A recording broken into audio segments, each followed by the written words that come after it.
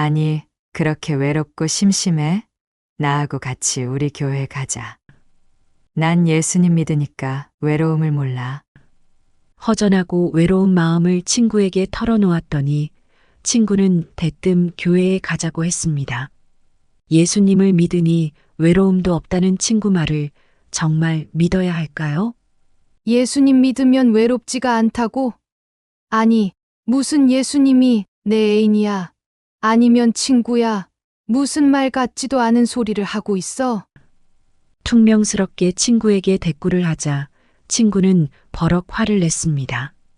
어머, 진짜 불신자스러운 소리를 하고 있네. 예수님 믿는 사람들은 원래 그런 걸 모르는 거야. 자기도 교회 나와봐. 외로울 틈이 있나? 주님이 항상 곁에 계시고 우릴 지켜주시는데 외로울 이유가 없잖아.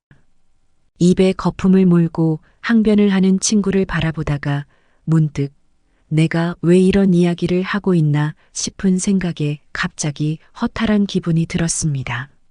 그저 적적하고 부쩍 외로운 요즘 의지할 사람 없다는 생각에 마음이 많이 허했나 봅니다. 이 허전함을 어떻게 달래는 것이 좋을까요? 정말 친구 말대로 교회라도 나가야 하는 걸까요? 내 마음 의지할 곳이 정령 교회일까요? 안녕하세요. 사연으로 마음을 읽는 채널 마음의 라디오에 오신 것을 환영합니다. 오늘은 부쩍 외로움을 많이 타서 쓸쓸하고 허전하다는 한 여사님 사연을 소개합니다. 자식들 키우느라 북적거리고 바쁜 일상을 살다가 모두 곁을 떠난 지금 여사님은 무척이나 허전함을 느낀다고 합니다. 남편도 있지만 남편은 골프를 치거나 등산을 가는 등 다른 친구들과 밖에서 어울리는 일이 많고 여사님과는 취향이 맞지 않아 같이 보내는 시간이 적습니다. 활동적이지 않아 주로 집에 있는 걸 좋아하는 여사님이지만 자신이 먼저 연락을 하지 않으면 누군가와 만날 일도 없고 그러다 보니 점차 만나는 사람도 적어지고 있었습니다. 이렇게 나이가 드는 것이지 싶다가도 문득 허탈하고 외롭다는 생각이 들 때가 많다고 합니다. 무료하고 적적한 긴 하루, 그 시간들을 어떻게 잘 보내야 할지 어쩔 땐 그저 막막하기만 할 때도 많습니다. 누군가에게 이 외로움을 의지하고 마음의 위로라도 얻고 싶은 마음이 굴뚝 같지만 누구에게 의지를 해야 할지 알 수도 없습니다. 여사님과 같은 생각을 갖고 계신 분들도 계신가요? 여사님 사연을 통해 노년의 일상을 어떻게 하면 잘 보낼 수 있는지에 대해 생각해 보면 좋을 것 같습니다. 지금 사연 시작하겠습니다. 구독과 좋아요는 큰 힘이 됩니다. 안녕하세요. 저는 서울에 사는 김웅영이라고 합니다. 애셋을 열심히 키워서 다 독립시키고 남편하고 둘이 생활한 지 오래됐습니다. 전에는 손주들 키워주기도 하면서 애들하고 자주 보고 지냈는데 서울이 집값이 비싸다고 다들 멀리 이사를 가고 외국에 나간 자식도 있고 하니 이제는 얼굴 한번 보기도 힘드네요. 남편하고는 사이가 나쁘진 않지만 취미가 너무 달라서 같이 시간을 보내는 일이 적어요. 저는 무릎도 안 좋고 집에 조용히 있는 걸 좋아하는데 남편은 밖에 나가서 운동하거나 사람들 만나는 걸 좋아하거든요. 아침에 운동한다고 나가서 저녁이 다 돼서 들어올 때가 많으니 은퇴를 한 지 오래됐는데도 남편은 아직도 출근할 때처럼 바쁘게 살아요. 같이 저녁 먹을 때는 가끔 있고 그마저도 남편이 밖에서 먹고 올 때도 많고요. 삼시세끼 차릴 필요가 없어서 편하긴 합니다만 가끔은 우리가 부부가 맞나 그런 생각도 좀 들긴 합니다. 그래도 남편한테 큰 불만은 없어요. 평생 이렇게 살아서 그런지 남편이 집에 하루 종일 있으면 저도 이상하게 불편하더라고요. 내가 뭘 해줘야 하나 신경이 쓰이고요. 같이 뭘 해보지 않아서 그런지 남편하고 시간을 어찌 보내야 하는지 잘 모르겠어요. 남편이 등산 같이 가자고 해서 몇 번 같이 갔다가 정말 너무 힘들어서 이제는 2번 다시 가고 싶지 않더라고요. 평생 산을 탄 사람하고 같이 가려니 죽을 맛이던데요. 제가 그때 하도 앓는 소리를 하니까 이제 남편도 같이 가자는 말을 안 해요. 그렇게 그냥 따로 시간 보내는 것에 익숙해진 것 같아요. 남편이 혼자 재미나게 사는 것 같아 가끔은 야속하기도 하고요. 그래도 저한테 뭘 바라거나 귀찮게 하지는 않으니 그건 고맙죠. 그렇게 남편한테는 만족하는 편이에요. 남편과 그럭저럭 잘 지내는 것에 만족한다는 김 여사님. 그럼 무엇 때문에 마음이 허전하고 외로운 걸까요? 모르겠습니다. 갱년기 지나고 애들 다 떠나고 나서부터인 것 같네요. 열심히 살았고 후회도 딱히 없는데 그냥 요새는 혼자 있으면 우울하고 기운이 없네요. 친구가 자꾸 교회에 가자고 하는데 이상하게 그런 곳에는 가고 싶지가 않네요. 새로운 사람들 만나는 것도 부담스럽고요. 그냥 교회라는 곳이 편하게 와 닿지가 않습니다. 가면 또 저한테 뭔가 요구하는 사람들이 있을 것 같고 거긴 또 그곳에 규칙이 있을 거잖아요. 이제는 그런 것도 번거롭고 불편해요. 어디 내 마음 기댈 곳이 있으면 좋겠는데 영 모르겠습니다. 사실 여사님은 주변 사람들로 인한 상처가 좀 있으셨다고 합니다. 그래서 사람들 만나는 것도 많이 꺼려지신다고 하는군요. 예전에는 가까이 지내는 사람들이 꽤 있었지요. 애들 한 동네에서 키우면서 몇십 년을 같이 사니까 동네 사람들하고 다들 서로 알잖아요. 친구가 된 이도 있고 안 좋은 일로 안 보게 된 사람도 있고 하죠. 애들 다 키우고 보니까 만나면 또 서로 자식을 비교하게 되고 그렇더라고요. 잘된 아이들도 있고 좀 안 풀린 애들도 있고 한데 서로 비교하고 자랑하고 하니까 그런 일로 만나고 오면 더 피곤하고 감정이 상하는 일이 많았어요. 무슨 말을 하면 오해하는 사람도 많고 남들 자랑 듣는 것도 피곤하고요. 그러다 보니 자주 만나는 사람도 줄어들게 되고 그냥 혼자 있는 게 편하다는 생각을 자주 했습니다. 근데 혼자 지내는 시간이 많아지니까 이제는 너무 외롭고 적적해요. 매일 혼자 집에 있으면 시간이 너무 안 가는 것만 같았습니다. 멀리 사는 자식들에게 전화를 해보기도 하지요. 엄마다 뭐하니? 별일 없지? 전화 통화를 해봐도 딱히 할 말도 없다는 게 문제였어요. 안부나 몇 마디 주고받고 나면 특별히 무슨 대화를 더 이어가야 할지도 딱히 떠오르지 않았습니다. 그렇게 간단히 대화를 나누고 나면 전화를 끊습니다. 그러면 또 허탈한 기분이 들곤 합니다.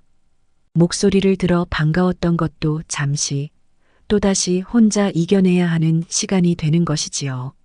공연히 긴 한숨이 이어지고 막막한 외로움이 밀려듭니다. 아이한테 내가 외롭고 쓸쓸하다고 말을 할 걸 그랬나, 그런 생각이 잠시 스치기도 합니다. 그런 이야기를 해봤자 애들한테 공연히 걱정거리나 만들어주는 것밖에 더 되나. 그렇게 생각하면서 또 외로움을 속으로 삼켜봅니다. 아직도 오후는 길고 남편은 오늘도 밖에서 신나게 산을 타는 중이지요. 문득 그 사람은 밖에서 혹시라도 혼자 있는 내 생각은 안 할까, 그런 생각이 들었습니다. 남편에게 전화를 해봤어요. 뭐해요? 집에는 언제 와요? 잘 전화를 하지 않던 아내가 전화를 하자 남편은 놀랐는지 이렇게 물었습니다. 나야 지금 막 산에서 내려와서 이제 목 좀 죽이러 가는 중이지. 아니, 무슨 일 있어? 무슨 일이 있냐는 남편의 말에 왜 갑자기 짜증이 났을까요? 아니, 부부 사이에 무슨 일이 있어야 전화를 해요? 그냥 할 수도 있지.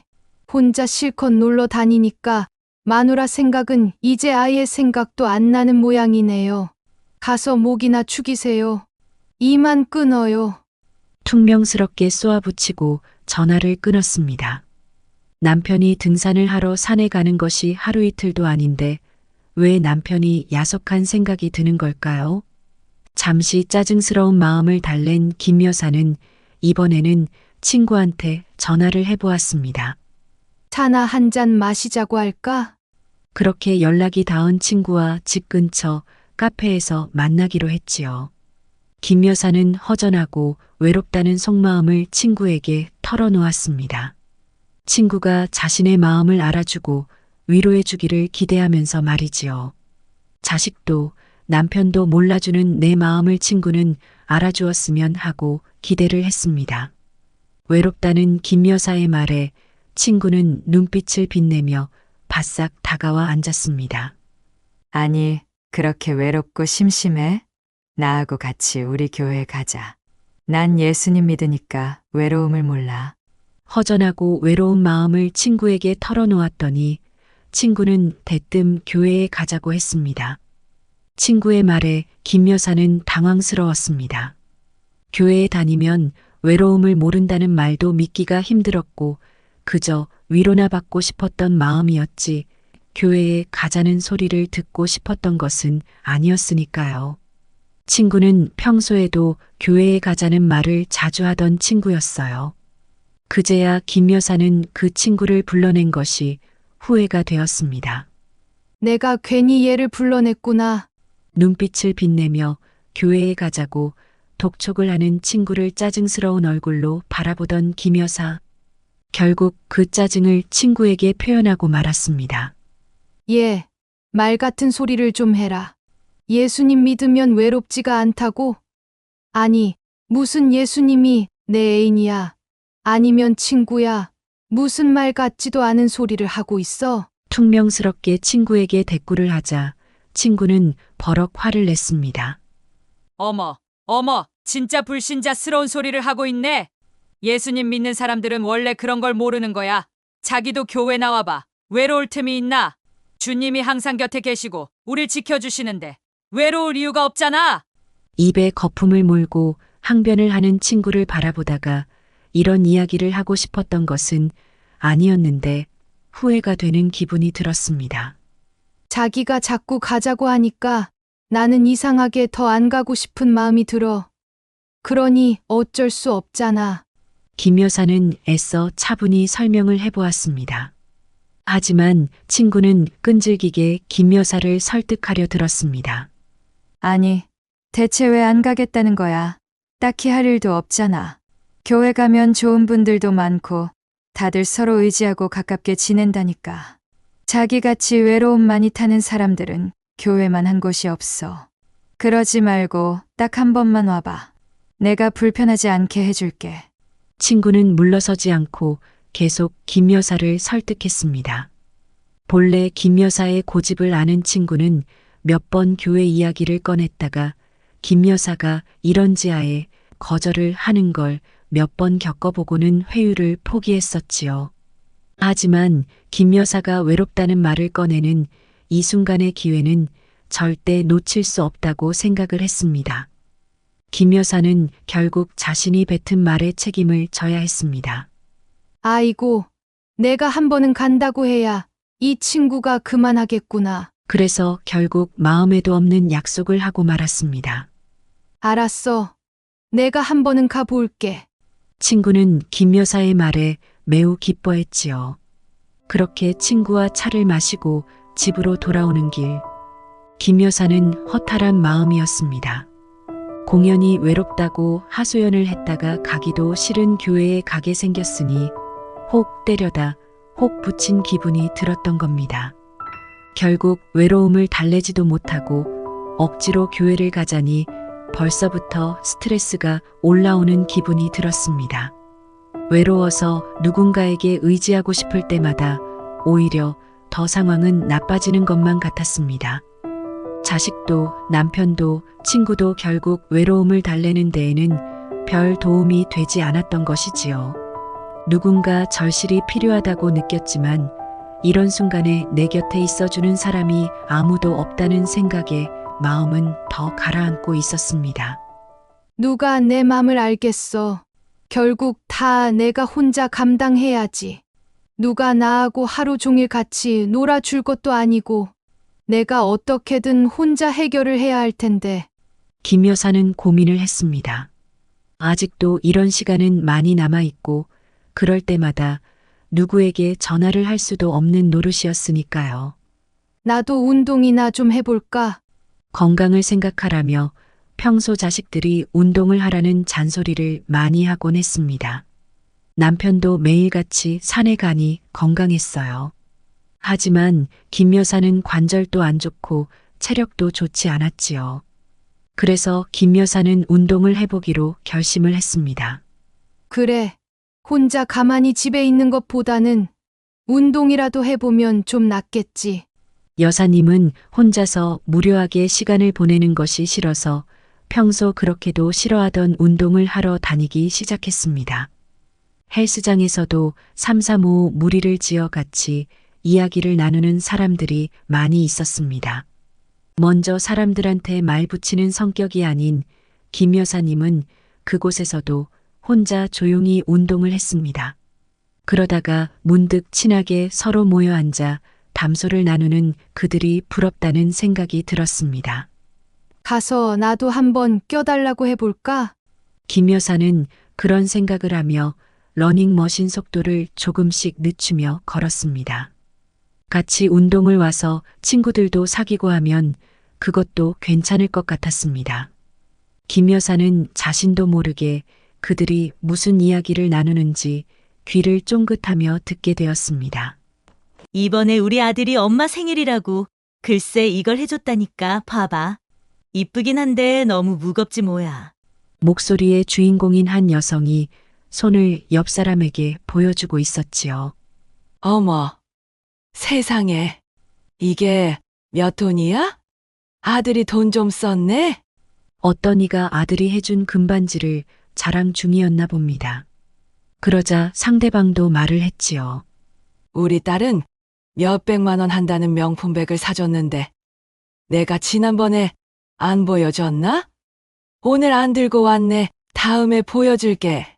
서로 기싸움이라도 하듯 자식 자랑에 열을 올리는 사람들.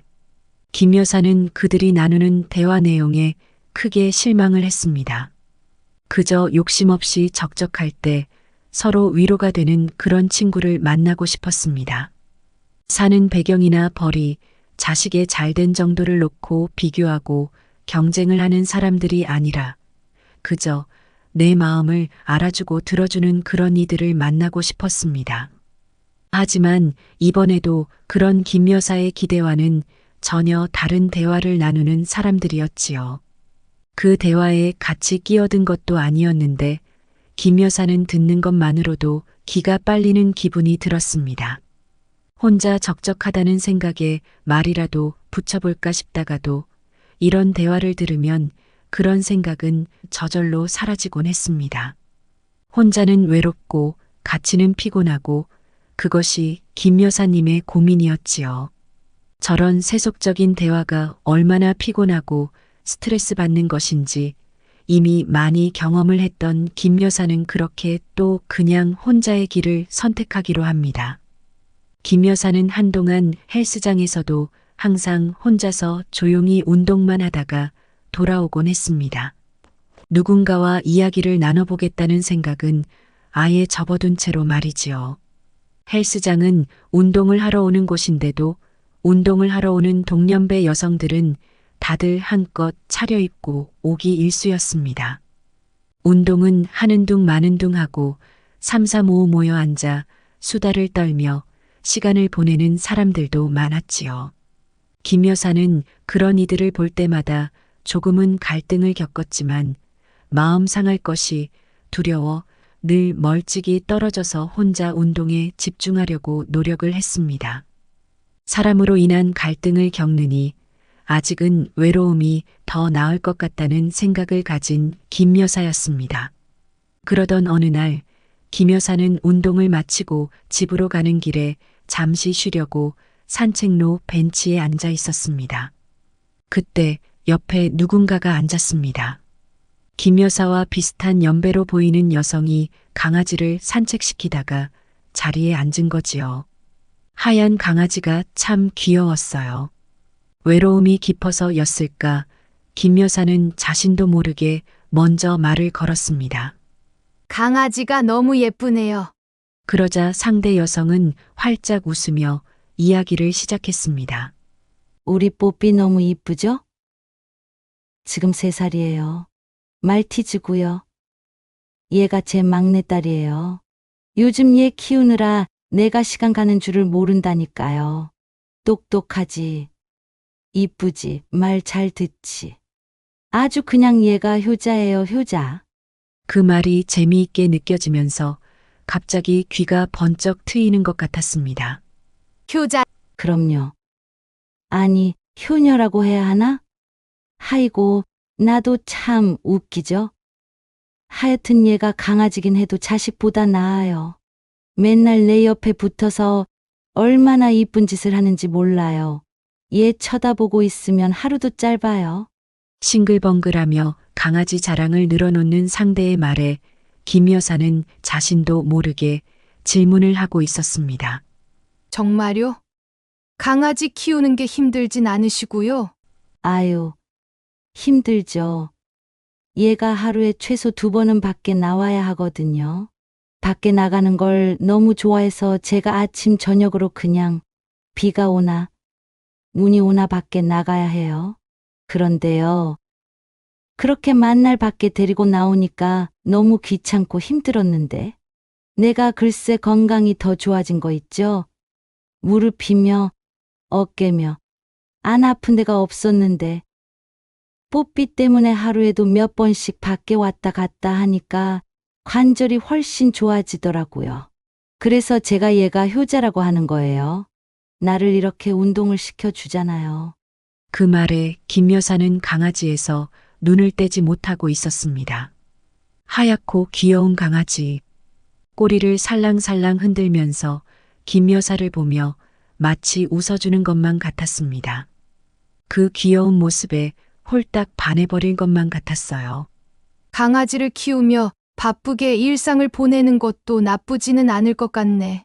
김 여사는 처음으로 강아지를 키워볼까 그런 생각을 마음에 해보기 시작했습니다. 강아지는 어떻게 키워야 되나요? 산책만 자주 해주면 되나요? 김 여사는 이것저것 궁금한 것들을 물어보기 시작했어요. 그쵸, 사료 주고 아프면 병원 데려가고 사람하고 똑같죠. 근데 걔들은 밖에 나가는 걸 너무 좋아하니까 무조건 밖에 자주 데리고 나가는 게 좋죠. 이런 작은 개들은 키우는 게 별로 힘들지는 않아요. 산책만 안 빼먹으면요. 그 말에 용기가 생겼습니다. 내가 우리 뽀삐가 3번째 강아지거든요. 말티즈만 지금 3번째 키워요. 근데 강아지들 죽을 때가 가장 마음 아프고 힘들죠. 그렇게 2마리 보내고 너무 생각나고 그리워서 또 키우는 거예요. 얘 죽기 전까지 내가 건강해야 돌봐주니까 저도 기를 쓰고 건강하려고 애쓰면서 살아요. 강아지보다 먼저 죽으면 안 된다고 건강하려고 애쓴다는 여성의 말에 김 여사는 감명을 받았습니다. 김 여사도 과거 아이들을 키울 때에는 그런 사명감이 있었지요. 애들 키우면서 내가 아프면 안 된다. 애들 굶기면 안 된다. 애들 챙겨야 한다.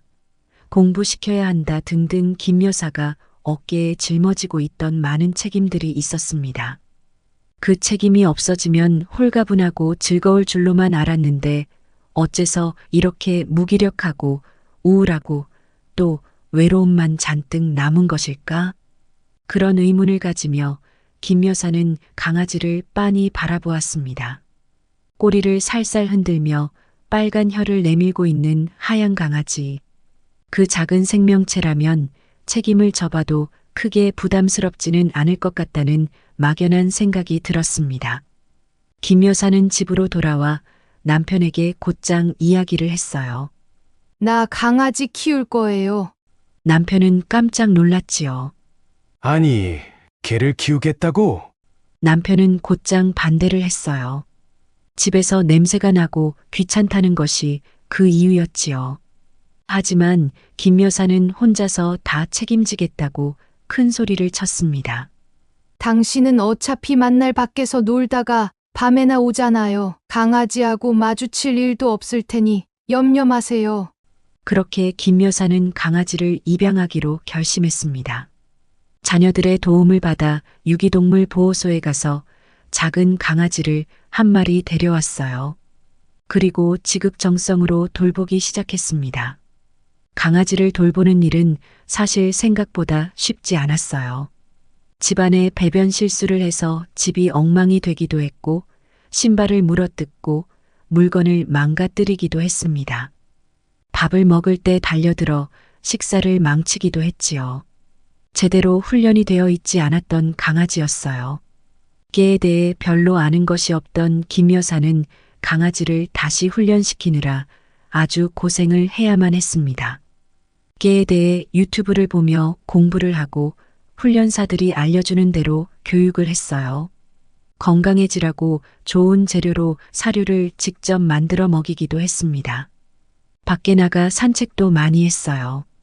그래도 강아지는 여전히 사고를 많이 쳤습니다.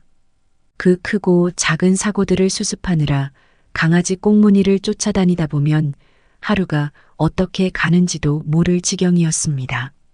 밤이 되면 지쳐서 쓰러져 자기 일수였어요. 잠이 들었나 싶으면 새벽에 강아지가 낑낑대는 소리에 눈을 번쩍 떴어요.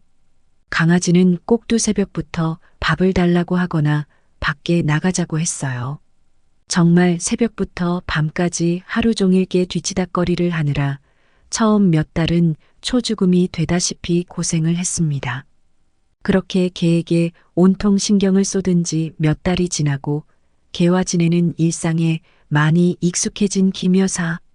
다행히 개의 문제 행동은 차츰 줄어들었고 김 여사도 개를 키우는 것에 많이 능숙해졌지요. 김 여사는 어디든 강아지를 데리고 다녔어요. 김 여사와 강아지는 둘도 없는 친구가 되었지요. 어느 날 문득 김 여사는 자신이 더 이상 외로움을 느끼지 않는다는 것을 깨달았습니다. 얘 때문에 내가 세상 바쁘게 살게 되었네. 작은 강아지 한 마리가 불러온 효과는 엄청났습니다. 김 여사는 강아지 얼굴을 보며 미소를 짓는 날이 많았습니다. 이제 외로움을 느낄 틈도 없고 공연히 남들에게 전화를 할 필요도 없었습니다. 강아지 사진을 찍어서 가족들에게 보낼 때에만 핸드폰을 드는 김 여사.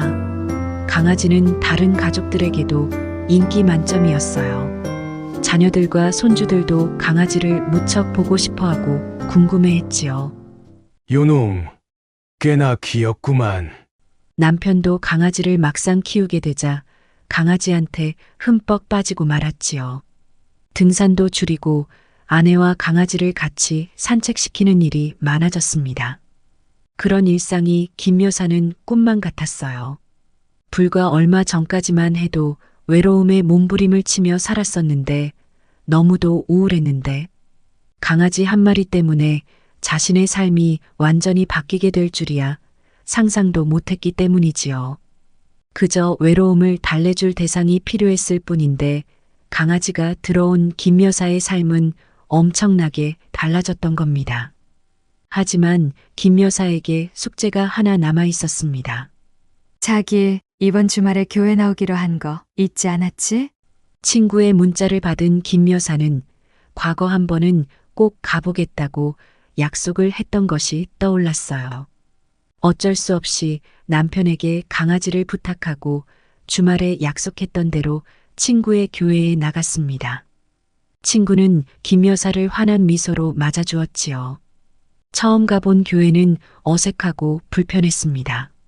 친구는 많은 사람들을 소개해 주었지만 김 여사는 그 모든 것들이 불편해서 마치 맞지 않는 옷을 입은 것처럼 빨리 벗어나고만 싶다는 생각을 했어요. 예배가 시작되고 합창단이 찬송을 시작했습니다. 김 여사는 친구 옆에서 성경책을 보면서 찬송가를 들었어요. 그때 이상한 일이 생겼습니다. 찬송가를 듣고 있는데 눈에서 자꾸 눈물이 나는 거예요. 비장하게 들리기까지 하는 슬픈 가락의 찬송가는 김 여사가 꾹꾹 눌러두었던 속마음 어딘가를 건드렸나 봅니다. 김 여사는 자신도 모르는 사이 눈물을 줄줄 흘리고 있었어요. 아무리 참으려고 해도 마치 본물이 터지듯 터져나오는 눈물을 주체하기가 힘이 들었습니다. 그렇게 찬송가를 들으며 눈물을 쏙 뺀 김 여사는 친구가 건네준 손수건으로 눈물 콧물을 닦으며 간신히 진정을 했어요. 목사님 말씀이 이어지고 그렇게 예배를 마치고 밖으로 나온 김 여사. 한참을 울고 나왔더니 가슴이 어딘가 후련하다는 기분이 들었습니다. 내가 너무 힘든 것을 참고만 살았나 보다. 김 여사는 그런 생각을 했어요. 외로움도 혼자 감당하려고 했지요. 자식이나 남편에게도 힘들다 소리를 안 하려고 노력하고 또 했습니다. 강아지를 입양한 것도 혼자 감당해 보기 위한 수단이었지요. 하지만 교회에 와서 내게 기대라는 신의 메시지를 담은 찬송가를 들으며 김 여사는 뜻밖의 큰 위로를 받았던 겁니다. 내게 와서 의지하라. 내게 와서 쉬어라. 그렇게 말하는 신의 목소리가 김 여사에게 큰 울림을 주었던 것이지요. 교회에 가보는 것도 나쁘지 않을 수도 있겠네. 김 여사는 집으로 돌아오는 발걸음이 가벼웠어요. 아직 교회에 등록을 하겠다고 결심을 하지는 않았습니다. 교회에 다녀볼까 고민을 하는 김 여사에게 남편은 대뜸 그럴 거면 절에 가자고 했던 거예요. 등산을 하며 늘 절을 들르곤 했던 남편은 절이 더 친근했던 겁니다. 그 말에 김 여사는 아직도 고민을 하고 있다고 하네요. 교회든 절이든 마음을 의탁할 수 있는 곳이라면 어디든 괜찮겠지요. 김 여사님은 이제는 외로움을 많이 덜었다고 합니다. 여전히 강아지를 키우며 바쁜 일상을 보내고 있지요. 강아지를 키우는 일도 종교를 갖는 것도 운동을 하는 것도 평소 김 여사가 전혀 관심을 두지 않았던 일들이었습니다. 아마 누군가 권유를 했어도 거절했을 그런 일들이었지요. 하지만 삶이란 계속 사람에게 변화를 요구하기 마련인가 봅니다. 지금의 나는 과거의 나와 같지 않고 지금도 과거의 그때가 더 이상 아니기 때문이겠지요. 이런 시간의 변화 속에서 사람들은 적응을 해야 합니다. 다행히 김 여사는 변화에 적응하는 방법을 찾아냈고 힘들어도 적응하려고 노력을 하면서 또 새로운 삶의 행복을 찾아가게 되었습니다. 외로움에 무너져 자신의 삶을 포기하지 않고 계속 뭔가 해보려고 노력을 했던 덕분이겠지요. 김 여사님은 요새 헬스장에서도 두려워하지 않고 이런저런 사람들과 대화도 자주 나눈다고 합니다. 누군가의 자랑 때문에 피곤할 때도 있지만 누군가와 대화를 나누는 것이 혼자 있는 것보다 더 기분이 좋을 때가 많다는 것을 알았기 때문입니다. 강아지를 키우기 시작하면서 김 여사님은 성격도 많이 변한 것 같습니다. 앞으로도 김 여사님은 외롭지 않게 잘 지내실 것 같네요. 오늘 이야기 어떠셨나요? 젊어서 바쁘게 살며 하루에도 수십 가지의 일들을 처리하곤 했던 그 시간은 이제 돌아오지 않습니다. 노년에 남는 것은 줄어든 일거리와 남는 시간뿐이지요. 그 시간을 무엇으로 채울지가 많은 노인들의 숙제인 셈이지요. 많은 사람들이 외로움에 무너져 우울증에 걸리기도 합니다. 하지만 생각보다 할 수 있는 일들이 여전히 많다는 것을 기억할 필요가 있습니다. 김 여사님처럼 반려동물을 키우거나 새로운 취미를 가져보거나 종교 활동을 하는 것도 도움이 되겠지요. 봉사활동을 하는 것도 좋을 것입니다. 여전히 값진 시간을 보낼 수 있다는 것을 기억하고 귀중한 인생의 시간들을 가치 있게 보내려고 노력하는 것이 필요할 것 같습니다. 여러분들은 어떠신가요? 외롭고 쓸쓸하다, 적적하다는 생각이 들 때 어떻게 해결하시나요? 누군가에게 의지하려고 했다가 김 여사님처럼 오히려 더 상처를 받았던 적은 없으셨나요? 그럴 때 해결책은 무엇이라 생각하시는지 댓글로 여러분들의 생각을 나눠주세요. 지혜가 모이면 누군가의 인생을 바꿀 수 있을지도 모르니까요. 오늘 이야기가 마음에 드셨다면 구독과 좋아요를 부탁해요. 마음의 라디오는 다음에 또 새로운 이야기로 찾아오도록 하겠습니다. 감사합니다.